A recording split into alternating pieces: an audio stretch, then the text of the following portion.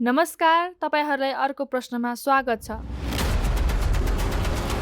हरेक फैसलापछि एउटा प्रश्न बाँकी रहन्छ। अर्को प्रश्नमा आज हामी त्यही बाँकी प्रश्नको खोजीमा छौं। कहिलेकाहीँ प्रश्न ठूलो घोटालाबाट होइन, एउटा सामान्य दिनको सामान्य सडकबाट जन्मिन्छ।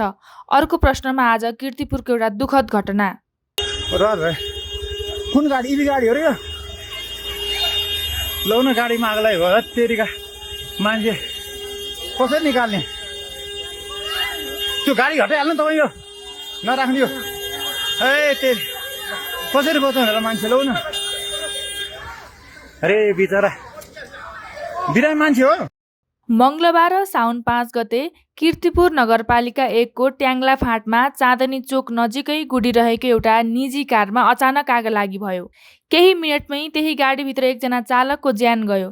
एउटा सामान्य आवतजावतको दिन कसरी अन्त्य भयो? अर्को प्रश्नले आजको यो छोटो प्रतिवेदनमा उपलब्ध तथ्यहरू केलाउँछ। जिल्ला प्रहरी परिसर काठमाडौँका एसएसपी दिलीप घिमिरेका अनुसार बा 5-3038 नम्बरको किया कारमा 81 आगो लाग्यो। आगो यति छिटो फैलियो कि चालक बाहिर निस्किनै पाएनन्। उनी सिट बेल्ट बाँधेकै अवस्थामा गाडीभित्रै जलेर मृत फेला परे। काठमाडौँ उपत्यका ट्राफिक प्रहरी कार्यालयका सूचना अधिकारी एसपी नरेशराज सुवेदीका अनुसार आगलागी भएको गाडी नबिल बैंकको नाममा दर्ता रहेको पाइएको छ। घटनास्थलमा स्थानीय बासिन्दा र प्रहरीले फायर एक्सटिङ्ग्विसरको प्रयोग गरी आगो निभ्याउने प्रयास गरे। पछि दमकल पनि पुगेको थियो। मृतक चालकको शनाखत हुन अझै बाँकी छ र गाडीमा आगो कसरी लाग्यो भन्ने कारण अझै खुल्न सकेको छैन। प्रहरीले थप अनुसन्धान गरिरहेको जनाएको छ। यो घटनाले केही सिधा तर महत्त्वपूर्ण प्रश्न छाडेको छ।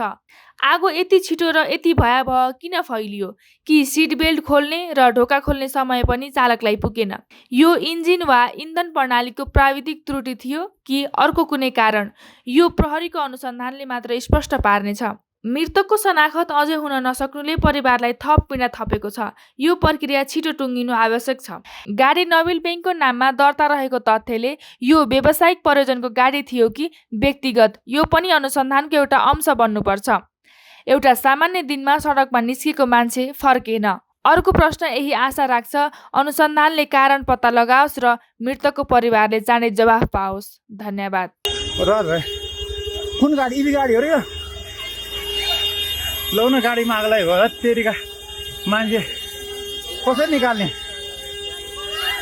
त्यो गाडी हटाइहाल्नु तपाईँ यो नराख्ने यो। ए तेरि कसरी बचाउने होला मान्छे? लौ न। अरे बिचरा बिरामी मान्छे हो।